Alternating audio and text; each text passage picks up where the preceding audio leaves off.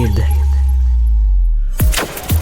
Cher public, nous vous invitons à prendre place confortablement et à fermer la sonnerie de votre téléphone cellulaire.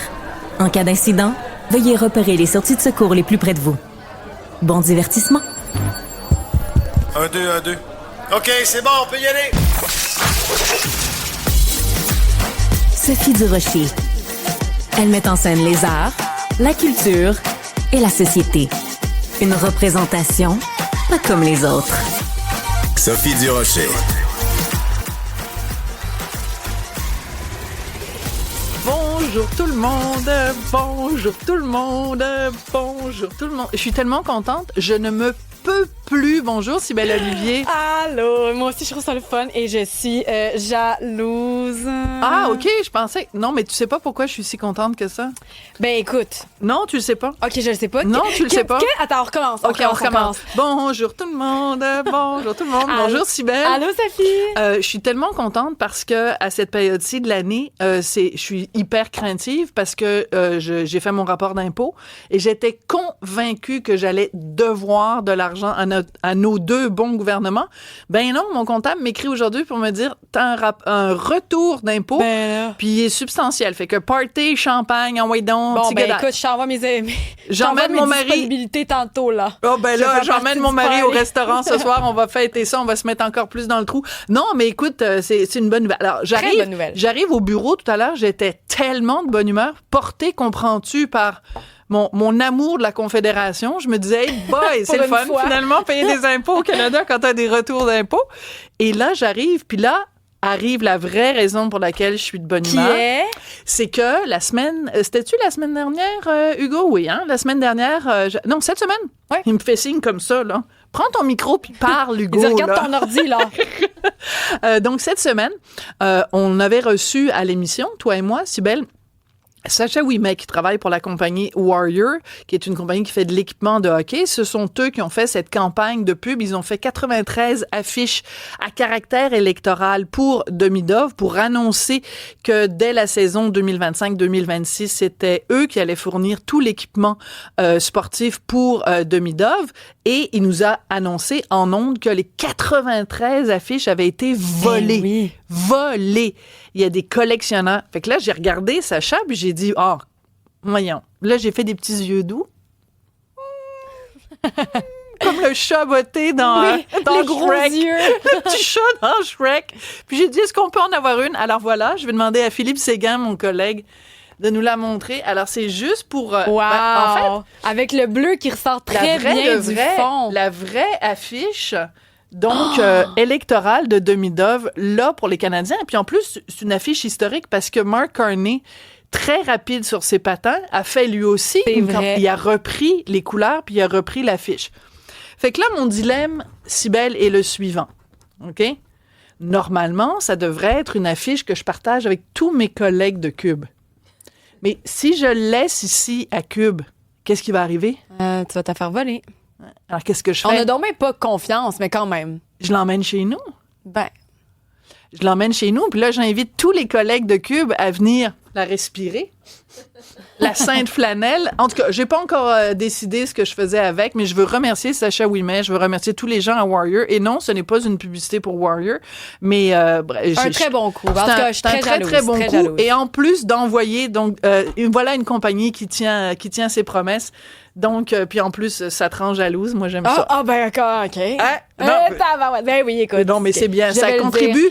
C'était une très belle entrevue. C'est le fun. Puis juste pour ajouter, ça fait 2-3 fois que tu reçois comme ça des publicitaires qui font des bons coups dernièrement. Puis j'apprécie de voir le mélange entre les deux sphères médiatiques qui existent, l'information et vraiment le divertissement qui se recoupent comme ça. C'est très intéressant. Oui, parce qu'on avait reçu aussi le publicitaire qui était derrière la fameuse pub Mike Chirona. Oui. Qui est vraiment un verre d'oreille. Donc, puis celle aussi de la Norvège avec... mon Dieu, oui, avec c'est vrai, ça fait 3 qu'on fait. Bon, t'as tellement raison. On va devenir une émission où on donne la parole aux publicitaires.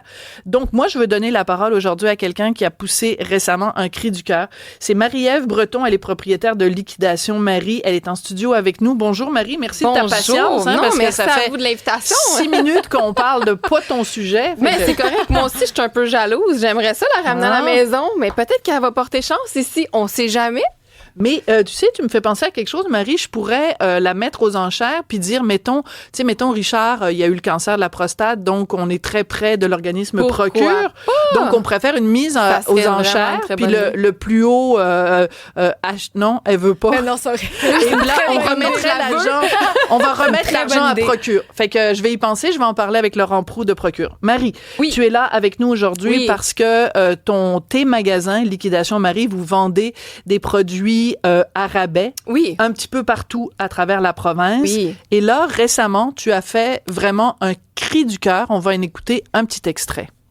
Soyez patients, soyez gentils.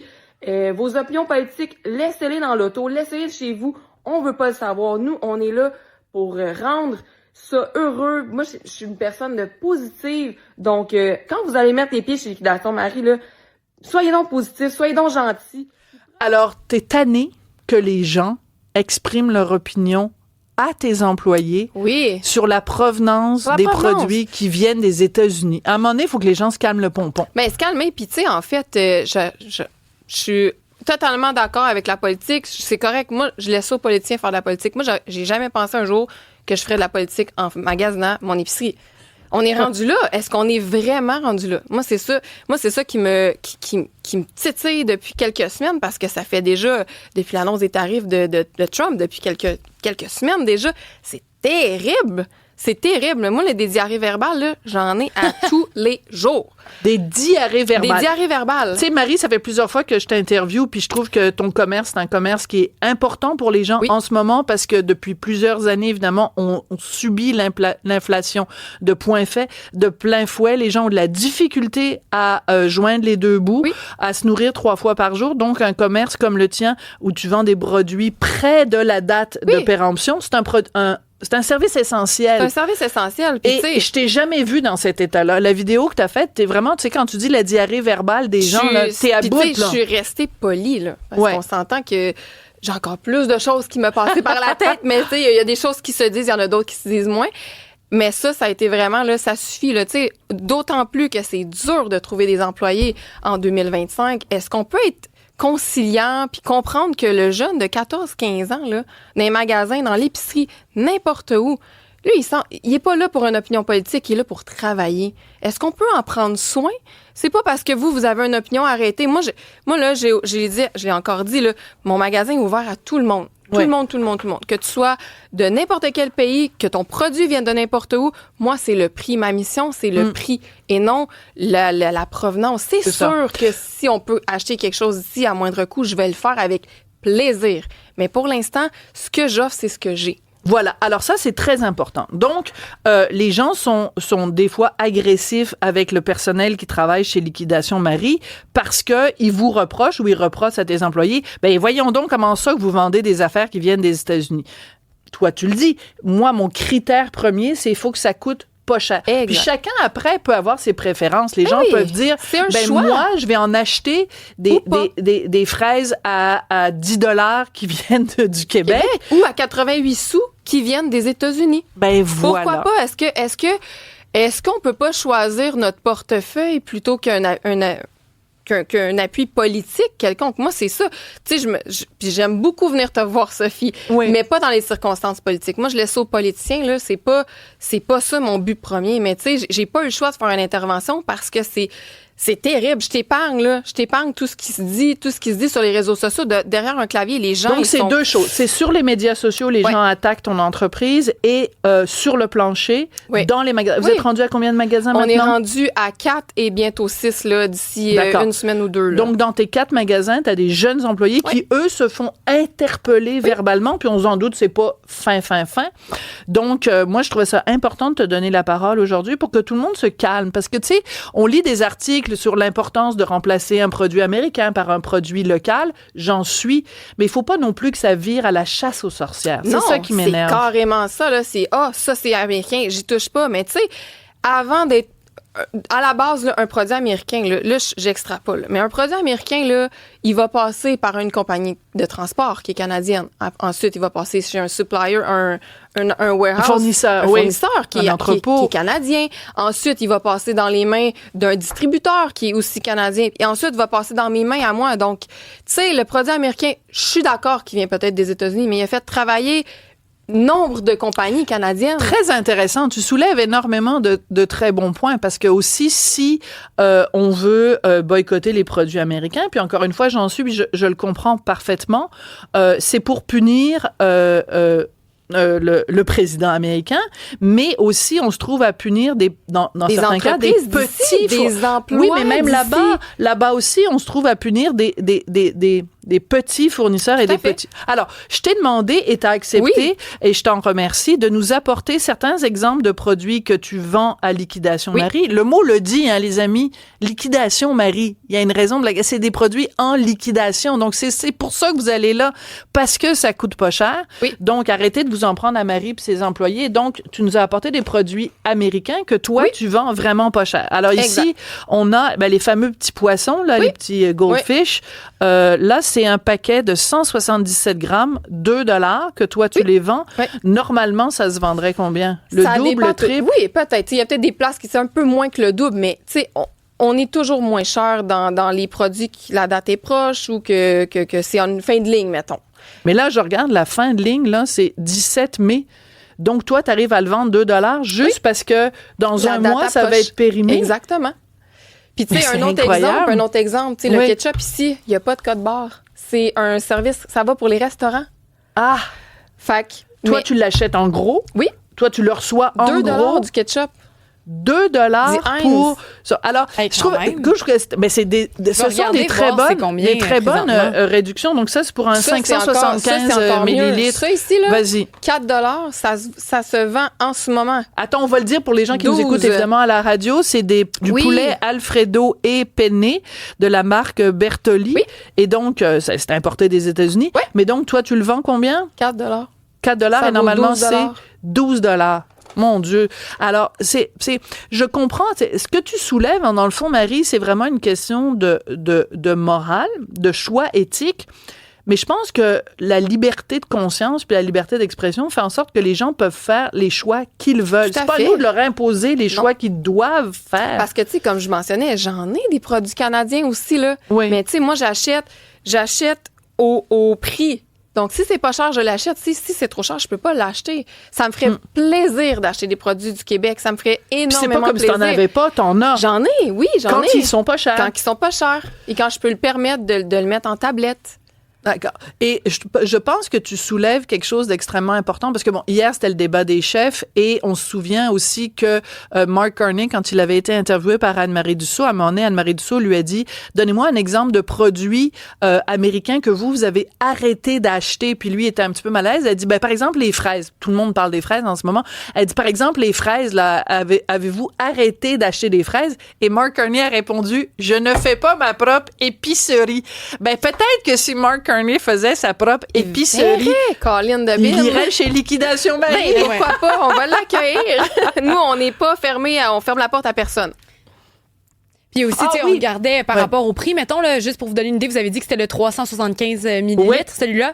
Le 575. Ah, OK, voilà, je l'ai pas sous les yeux, mais celui qui est un peu plus petit, le 375 ici, je n'aimerais pas la bannière, mais il est à 4,69.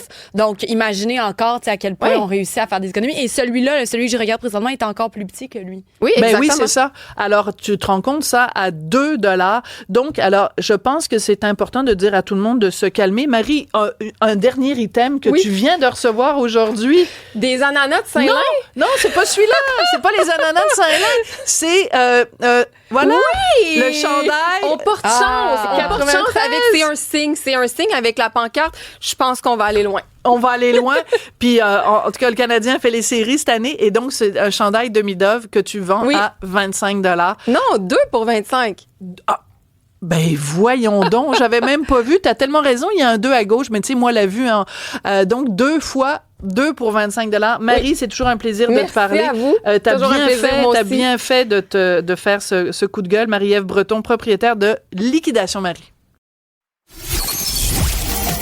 Sophie Durocher.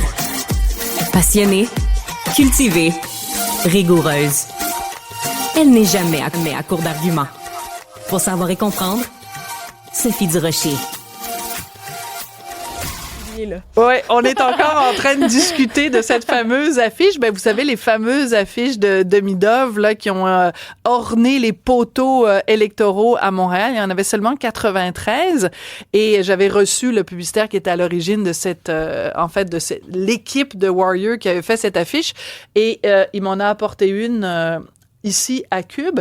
Et on est en train de réfléchir avec Cybèle à comment on va faire pour ramasser des sous, parce que je veux pas le garder juste pour moi ou juste pour Cube. Donc, on va essayer de trouver, en effet, une bonne cause, puis essayer de trouver une façon. Ne vous en faites pas, parce que je sais que vous écrivez beaucoup à Cube, hein, à Cybèle. Ben oui, c'est ça. Les gens nous proposent de faire un concours. Ils aimeraient ça l'acheter. Ils se demandent comment on l'a eu. Donc, voilà, suivez-nous. On va trouver une manière de le faire. On va vous le partager. On va vous tenir au courant. Mais là, on va parler d'une autre forme d'investissement avec Olivier Lepage. Il est investisseur immobilier. Il est avec nous en studio. Bonjour, Olivier.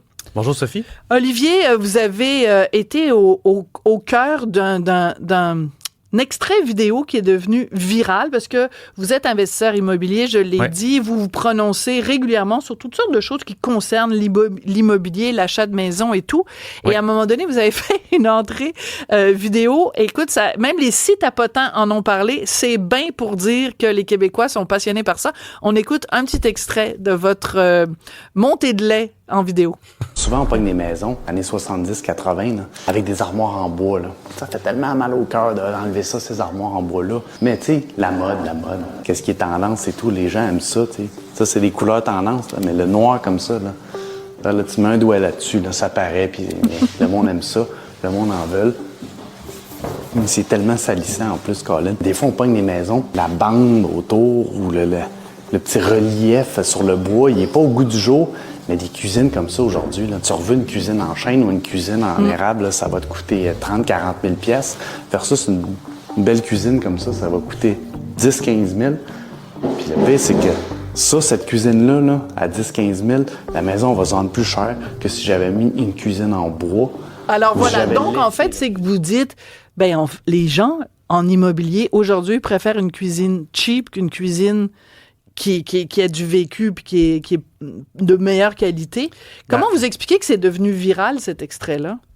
Ouais, je pense que c'est ma montée de lait, simplement, là, parce que là, je me suis vraiment donné mon opinion, parce que la majorité du temps, je donne des trucs ou des choses qui peuvent être banales pour des gens qui ne sont pas dans l'immobilier, versus là, j'ai vraiment pointé mon opinion sur le fait que, malgré moi, c'est ce que les gens veulent. Fait que moi, j'arrache des cuisines en bois ou j'arrache des choses qui sont beaucoup plus durables, qui ont une plus grande valeur pour mettre des choses plus cheap. Puis les gens aiment ça parce que c'est axé sur le tape à l'œil. Fait que c'est beau, ça sent bon, c'est bien. Fait qu'ils vont acheter la maison. Puis ils vont payer plus cher. Bon, parce que vous faites ce qu'on appelle communément des flips. Exact. OK? Donc, vous arrivez, vous prenez une maison, vous enlevez ce qui a besoin d'être rénové pour le mettre au goût du jour, pour faire un profit. Oui. Mais vous allez faire un plus gros profit. C'est quand même incroyable. Moi, je trouve ça hallucinant. C'est pour ça que je voulais vous parler. Exact. Vous allez faire un plus gros profit si vous enlevez quelque chose qui enlève 30 000 en le remplaçant par quelque chose qui en vaut 15 000 parce que les gens veulent pas du vieux. Ben là, 30 000, on s'entend que c'est une vieille cuisine. Oui, je parle d'une vieille cuisine en chêne qui, encore aujourd'hui, c'est bien entretenue. Elle va durer indéfiniment. Puis elle n'aura pas peur de l'eau versus la cuisine en mélamine, qu'il y a une goutte d'eau dessus. Elle a peur, elle gonfle. Puis c'est pas long, là. Des maisons en location, j'en ai, puis ça prend peut-être 1 an ou 2. Puis si c'est un locataire qui fait pas attention, la mélamine, elle scrape après 1 an ou 2. Tellement que c'est cheap. Puis là, il y a différentes qualités de mélamine. Je sais que les gens vont me le dire. Comme autour du lavabo, quand il y a plein d'eau après la vaisselle. C'est exactement ça. Même dans la salle de bain, là, tu mets des espèces de petits comptoirs en mélamine dans la salle de bain. Puis il suffit qu'à un moment donné, tu as un petit dégât d'eau de rien du tout. Puis là, c'est comme c'est tout ça. Ça s'écarte comme ça, c'est versus du chêne. J'en reviens pas que les gens vont enlever du chêne. Alors vous feriez quoi? Vous prendriez un pot de peinture puis vous c'est sûr que c'est une bonne alternative, puis je l'ai fait souvent parce que j'aime ça recycler ce qui est déjà là puis qui est de qualité. Bravo. Fait qu'on peut prendre les cuisines, évidemment, si elles sont en bon état, juste les peinturer, changer les poignées, changer les comptoirs. Ça change complètement le look. Mais souvent, ce que je vois, c'est que les gens vont venir puis la moulure est par leur goût parce qu'on s'entend que les moulures le pourtour des armoires des années 70, il y a un peu plus de motifs qu'aujourd'hui, qui est très simpliste. Fait que les gens vont, je suis pas sûr, j'aime pas tant la cuisine ou des choses comme ça, mais c'est une cuisine qui est beaucoup plus durable que ce qu'on va retrouver en mélamine. Ça, je trouve ça extrêmement intéressant parce que ça dit quelque chose aussi, puis je le dis avec beaucoup d'amour et beaucoup de tendresse, mais ça dit quelque chose sur le Québec. Par exemple, quand les gens vont hériter de leurs parents ou de leurs grands-parents une magnifique armoire en chêne, là, ils vont dire, m'a donné ça à scrap, c'est trop vieux. Et là, ils vont aller chez Ikea, pour pas le nommer, ils vont acheter une armoire en mélamine qui va coûter 200$, puis dans 2 ans, elle sera la même chose que votre comptoir. C'est qu'on on a malheureusement perdu le sens du beau, de la valeur. Tu sais, je veux dire... La valeur, exact, oui. Parce que je pense qu'il y a le prix, puis après ça, il y a la valeur, qui sont 2 choses différentes. Totalement. Je suis entièrement d'accord avec vous. Ouais. Donc, beaucoup de réactions. Je vous le disais à la blague, évidemment, il y a des sites à potins qui ont repris votre vidéo en disant « Cet investisseur immobilier québécois n'en revient pas que les gens aiment le cheap. » Là, c'est le site, vous le connaissez, hein, ce site-là, Petit Gamin, on les salue d'ailleurs. Et là, donc, vous êtes rendu comme une vedette. Vous êtes rendu un influenceur, Olivier? Je n'irai pas jusque-là, mais tant mieux si je peux influencer les gens dans le bon sens, c'est une bonne chose. Puis ça me rassure qu'il y a beaucoup de commentaires qui étaient « Moi, j'aime les armoires en bois. Moi, j'ai gardé mes armoires en bois. » Puis il y a beaucoup de gens qui commentaient en ce sens. Puis là, ça me rassure un peu. Que finalement, oui, il y en a qui aiment ça, les armoires en bois. Ils viennent peut-être pas acheter mes maisons. Là. D'accord. Mais ils aiment les armoires en bois. Vous êtes arrivé ici, puis je le dis pour tout le monde qui nous écoute à la radio, vous portez un chandail avec le slogan de votre entreprise. C'est pas le slogan, c'est le nom de mon entreprise. C'est le nom, pardon, de votre entreprise. Alors, oui, moi aussi. Toi aussi, t'as tiqué. Ouais. Alors, donc, c'est le nom de votre entreprise, c'est Vendre Maison Vite. Exact. Ça, c'est le nom de votre entreprise. Oui, est-ce que vous avez un bon sens de l'humour, Olivier? Oui. OK. Ça me fait vraiment penser au slogan de Mark Carney qui avait annoncé qu'il allait faire toute une campagne de logements abordables et puis il avait appelé ça Bâtir Maison. Puis il a fait rire de lui Bâtir Maison Canada. Mais c'était le nom de votre entreprise avant Mark Carney. Oui, je connaissais Mark Carney avant. C'est ça, il a vu votre montée de lait et s'est inspiré de vous. Mais mettons que moi, je fais une entreprise où je veux vendre des je sais pas moi, des souliers qui nous permettent de courir vite. Je vais appeler ça « Vendre souliers vite ». Pourquoi pas? Non, mais c'est un bon nom d'entreprise, j'adore ça. Puis ça fait jaser. Oui, ça fait jaser. Puis, je veux dire, ça va direct au point, là. Ben oui. c'est pas mal ça l'objectif aussi, là. Ça s'appelle droit au but. Alors, on parle beaucoup de cette dernière vidéo que vous avez faite, donc sur les fameuses armoires en mélamine. Alléluia, je suis tellement d'accord avec vous. Mais je veux qu'on parle de différents sujets aussi que vous avez abordés au cours des semaines. Par exemple, vous dites, faire un flip, ce que vous faites. Donc, c'est pas juste acheter et rénover. Les vraies dépenses, c'est ce qui peut te faire ou te briser. Est-ce que tu sais vraiment combien ça coûte? Donc, c'est pas pour tout le monde de faire des flips. Non, c'est pas pour tout le monde, évidemment. Puis souvent, même les gens en ont peur. Ils m'en parlent. J'aimerais, mais on dirait que parce qu'ils ont vu ça souvent à la télévision, ils ont vu des gens avoir du succès là-dedans, ça les intéresse ou... Ça a l'air facile. Ou ça a l'air d'une mode, ça a l'air facile, oui, mais il faut bien calculer. Il faut vraiment bien calculer les choses parce que même encore aujourd'hui, après 15 ans d'expérience, ça arrive que je perde de l'argent sur des flips. Ça fait 15 ans que vous flippez des maisons. Ouais. Qu'est-ce qui fait que certaines maisons que vous avez flippées, vous avez perdu de l'argent? Parce que je donne un exemple, hypothétique. J'achète une maison 200 000, je mets 200 000 de travaux dessus, je la revends 600 000. Ouais. J'ai fait 200 000 de profit. Brut. Mais pas net. Puis là, c'est un bon point parce que souvent, les gens vont me dire, ils vont voir la différence de prix, ils vont dire, tu vas faire 100 000, tu vas faire 200 000. Puis là, je leur explique que, madame, monsieur, on est une compagnie, il faut calculer toutes tes dépenses, il faut calculer la taxe de bienvenue, il faut calculer le notaire, il faut calculer les taxes, les assurances, il faut calculer l'électricité, il faut calculer la commission à la revente si on prend un courtier, la quittance, les intérêts, l'argent emprunté. Tout ça, ça a un coût qui représente normalement 7 à 8 % de la valeur de la maison. D'accord, mais justement, si je l'achète 200 000, je mets 200 000 de travaux, donc 6 à 7 ça fait 42, ça fait 42 000 de frais. ben si je la vends 200 000 de plus, c'est 200 000 moins 42 000, ça fait quand même 158 000 de profit. Et qu'elle calcule vite, la fille. Exact, Pas oui. pire. Bon calcul mental. M'engager comme comptable. Non, mais qu'est-ce qui a fait que des fois, vous avez perdu de l'argent? Vous n'avez pas fait vos calculs comme il faut, Olivier? Exact. Ben, je fais mes calculs comme il faut, mais il y a aussi l'évaluation de la maison qui est le point numéro 1. Le point de départ, c'est savoir combien la maison vaut aujourd'hui ou savoir combien la maison vaut une fois qu'elle va être finie de rénover. Puis ça, là, des fois, ça prend une boule de cristal, puis des fois, elle est brumeuse un peu, la boule. Il faut une boule de cristal, il faut essayer de bien connaître le marché, bien connaître l'acheteur qui va venir voir la maison, l'avatar qui va acheter la maison, parce qu'on essaie de deviner quel type d'acheteur va venir acheter la maison, selon la gamme de la maison, selon le prix. Location. Oui, exact. Puis là, si on est un peu plus haut dans les prix, ben, les gens sont un peu plus difficiles sur la finition de la qualité. Les matériaux coûtent 3 fois plus cher. Fait qu'il faut bien estimer ces choses-là. Puis les fois que j'ai perdu de l'argent, c'est souvent des fois que j'étais en dehors de mon secteur ou des événements incontrôlables dans l'immobilier, comme la hausse des taux d'intérêt en 2022. Là, je me suis retrouvé avec dans les mains 4 propriétés.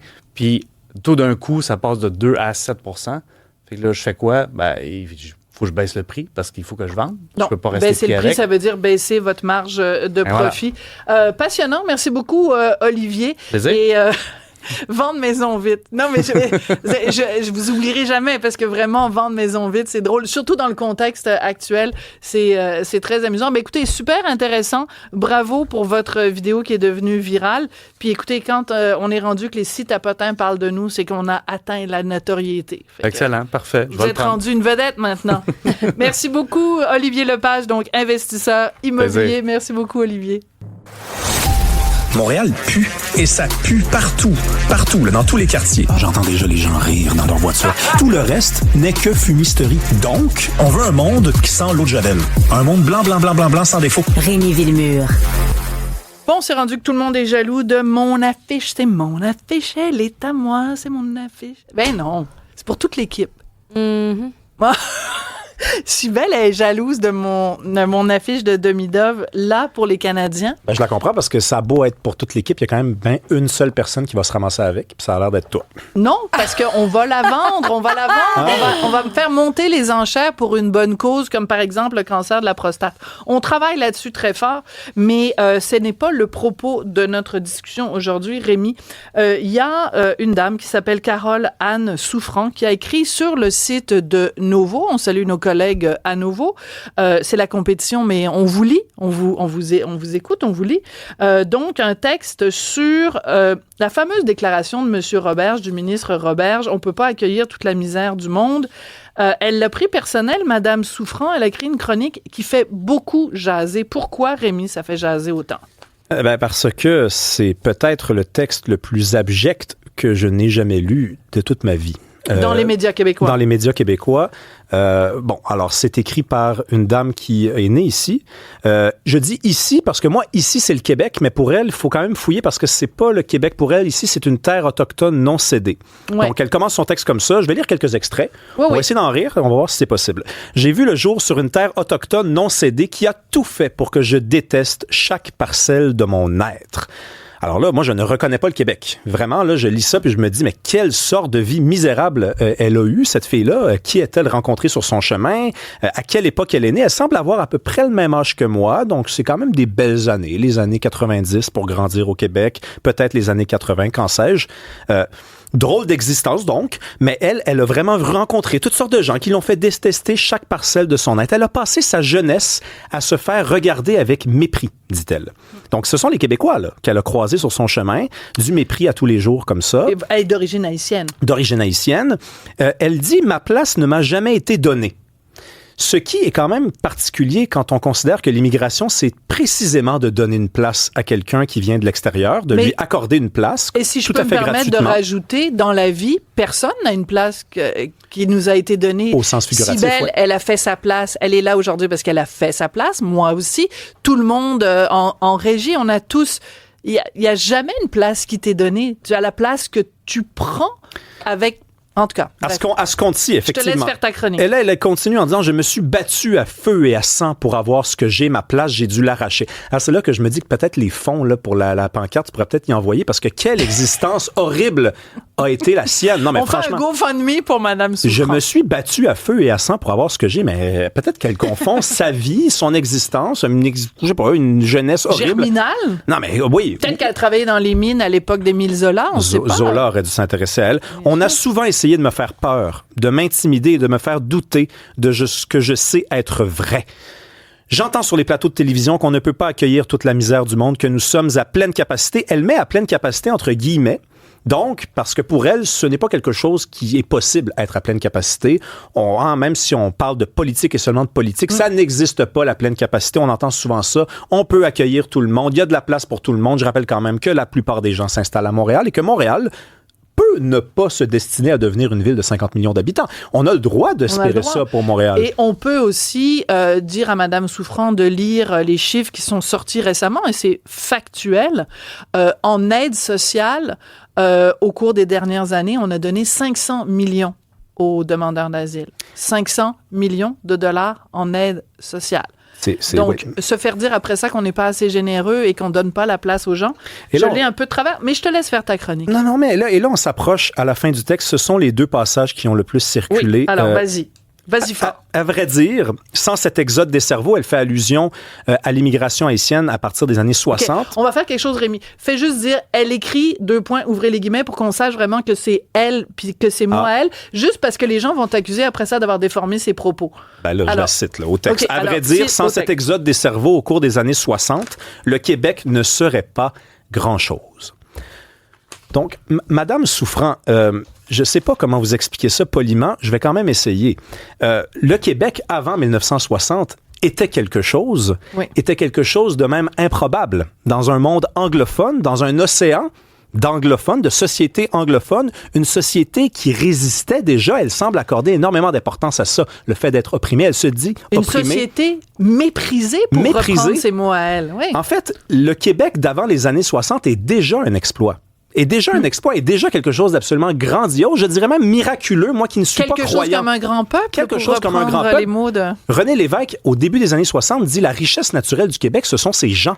Ce sont les gens qui sont ici. Ce sont eux qui vont rendre possible le Québec de demain. Pas les gens qui s'en viennent. Les gens qui s'en viennent vont pouvoir apporter quelque chose. Je n'en doute même pas une seule seconde. Mais les gens qui sont déjà là et qui sont là depuis longtemps, qui se sont obstinés à être là, qui ont défriché. Il faut lire Maria Chapdelaine. Il faut lire les écrits des explorateurs qui sont venus ici puis qui ont dit, mais comment ils font? Comment ils font avec les moyens qu'ils ont? Ils se disaient des géographes sans compas, des navigateurs intrépides sans aucune carte, des gens qui défrichent et qui avancent et qui se battent constamment. On n'avait pas besoin des autres. On les a accueillis. Ça nous faisait plaisir.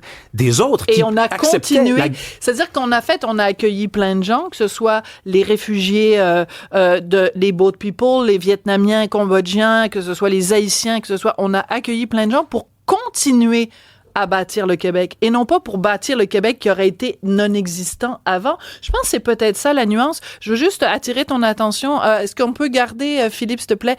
Il y a Vincent de Montréal qui nous écrit « Madame Souffrant a l'air d'être en souffrance avec sa lettre dans Nouveau ». Mais continue parce que c'est quand même assez particulier. Je pense que ce texte-là est allé chatouiller beaucoup de gens parce que ça partait de cette déclaration donc de Jean-François Roberge sur on peut pas accueillir toute la misère du monde. Je veux juste t'es pas au courant, Rémi, mais j'ai un petit extrait du débat des chefs hier. Voici ce que Mark Carney avait à dire. Le système ne fonctionne pas. C'est la raison pour laquelle il faut avoir un cap pendant une période de temps.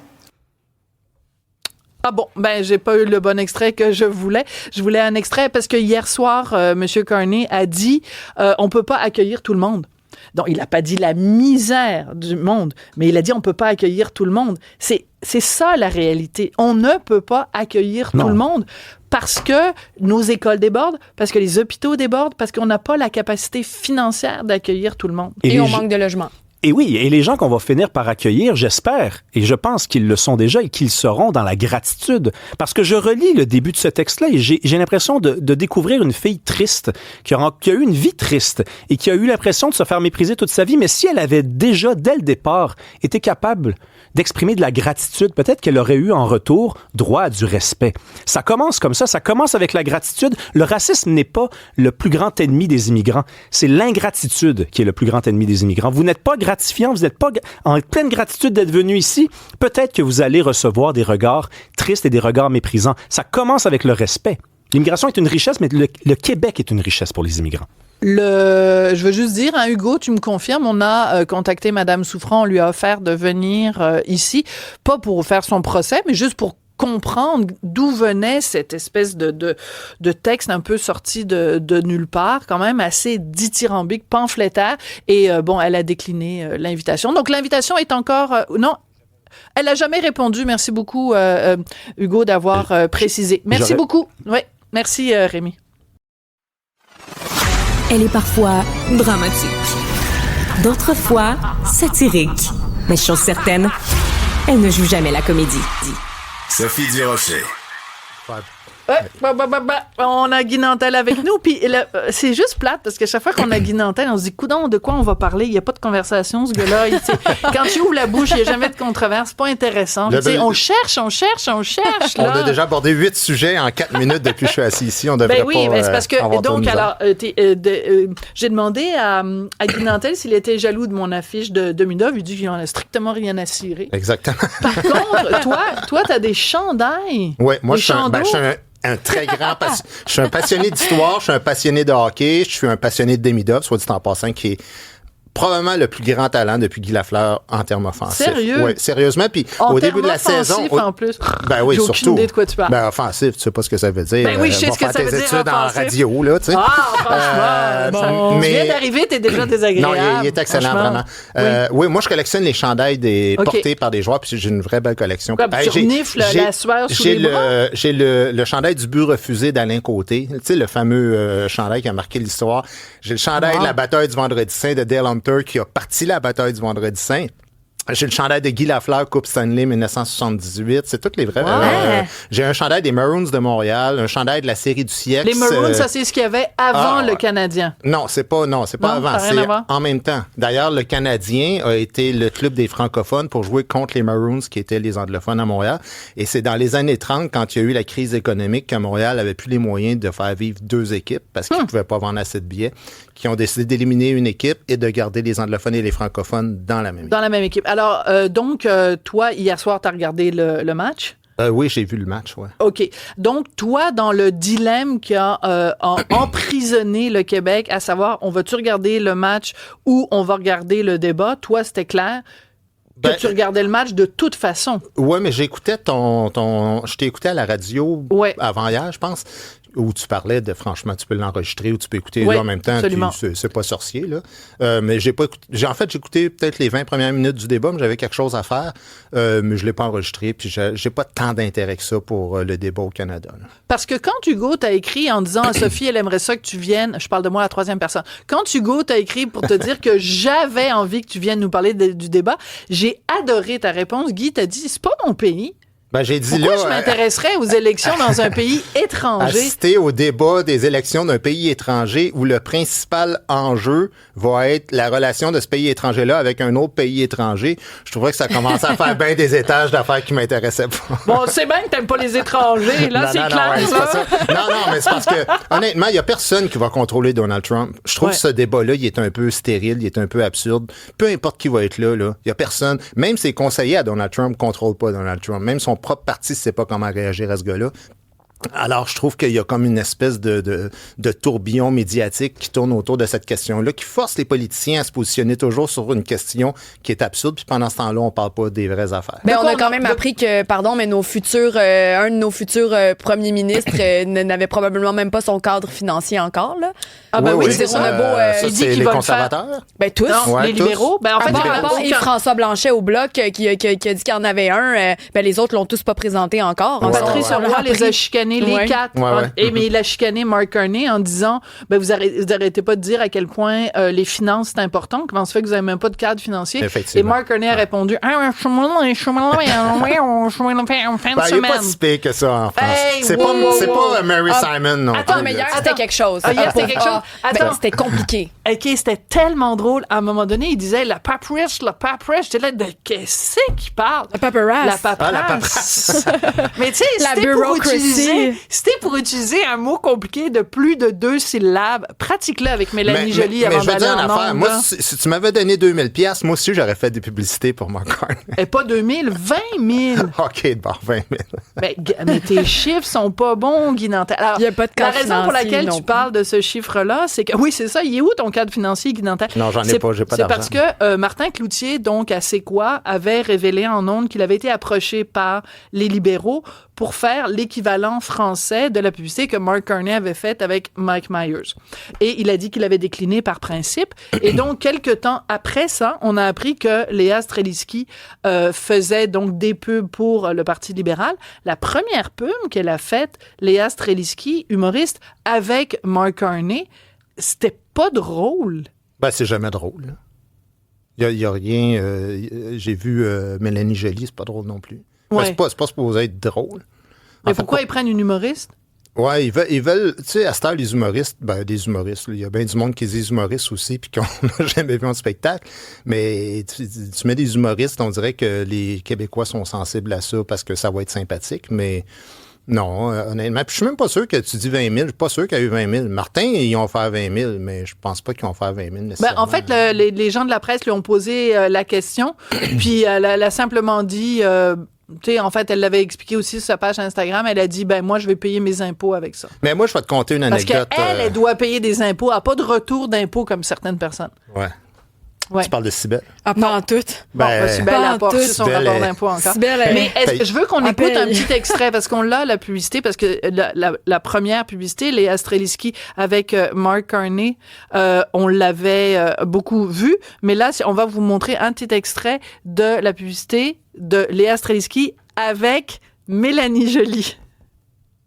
Madame Joly, pourquoi est-ce que vous pensez que Mark Carney, c'est la bonne personne pour diriger le pays? Moi, ce que j'aime beaucoup de Mark, c'est que c'est une personne très décisionnelle. Puis les choses bougent. Et là, il arrive à un moment où la Maison-Blanche a lancé une guerre tarifaire contre nous, avec des menaces d'atteinte à notre souveraineté. Le rôle du premier ministre du Canada... Et c'est tout. Et c'est tout ce qu'on entend de la part de Léa Strelitzky. Alors, ça t'a inspiré quelque chose? Non, mais je trouve ça drôle quand même. Une fille qui s'est positionnée toujours comme une rebelle gauchiste qui défend les valeurs d'un banquier qui est un des plus grands, un des plus influents personnages du Forum de Davos, soit dit en passant. Puis les gens connaissent pas nécessairement le Forum de Davos, mais ça, là, c'est une place où, à chaque année... En Suisse, oui. Des milliardaires, des PDG des plus grandes entreprises, vraiment, là, des lobbyistes, les gens les plus influents au monde économiquement, mais qui sont pas des élus, se réunissent pour établir des politiques pour influencer les politiciens de leur propre pays. T'sais? Très bien résumé. Pour te dire à quel point ce gars-là est tout le contraire de ce que la gauche est censée défendre, là, puis elle défend ça. Puis en plus, Léa, elle a toujours assez souvent positionné comme une fille qui défend la culture québécoise. Et d'ailleurs, quand elle a écrit son message d'excuse pour dire au monde, regardez, je vais faire des publicités pour le Parti libéral, mais je veux juste vous avertir, j'ai déjà voté NPD, puis j'ai déjà voté Bloc, parce que c'est important pour moi. Là.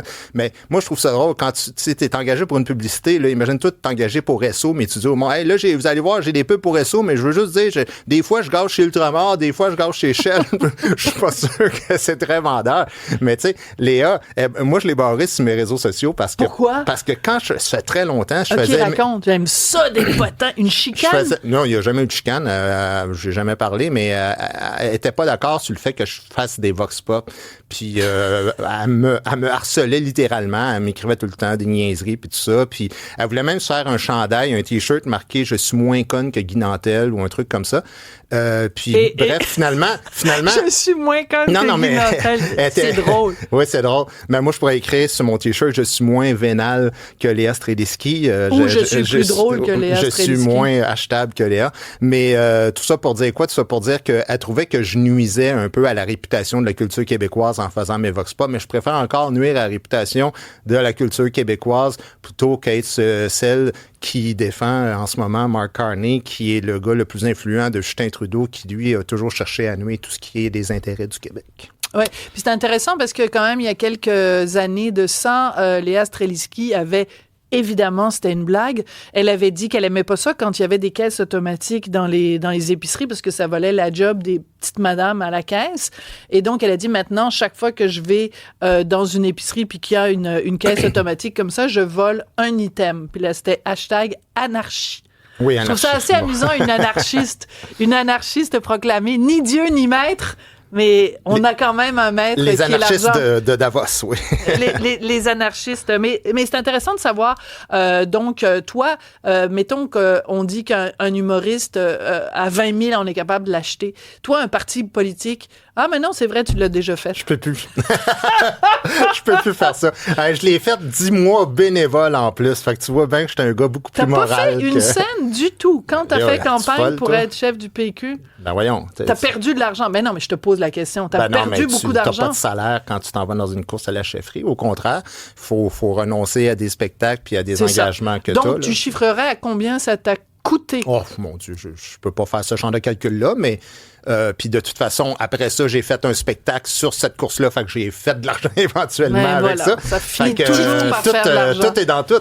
Tout est dans tout. Guy, c'est toujours un plaisir de te parler. Merci. Ton prochain spectacle, je pense, c'est le 2 mai à Montréal. Écoute, là, il y en a un mercredi à Gatineau, je suis pas content. Il y a une partie du Canadien ce jour-là, mais il en reste juste 5. Là, je sais ce que tu fais. Fais ton spectacle de 6 à 8, comme ça les gens vont pouvoir regarder la match. Bonne idée, hein? Ouais. Merci beaucoup, Guy Nantel. Merci beaucoup, Cybèle. Merci à Hugo. Merci à Philippe Séguin qui était aujourd'hui en régie. Merci et à demain.